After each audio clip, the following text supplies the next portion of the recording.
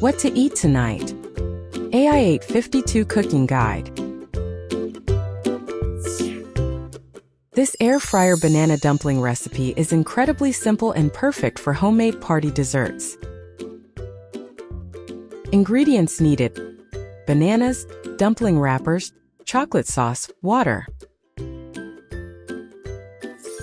Step 1. Cut the bananas into appropriate sizes, usually about 10 pieces per banana. Step 2.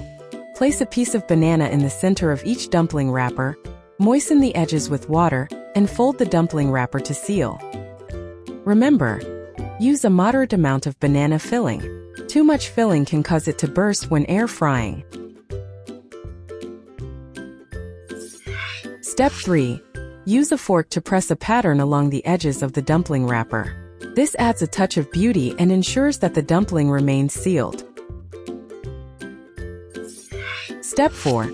Place the prepared banana dumpling in the air fryer basket, making sure they don't overlap and leaving some space between each one. Air fry at 180 degrees Celsius for about 8 to 10 minutes, until the surface is golden and crispy. Step 5. After serving, add chocolate sauce on top. Done!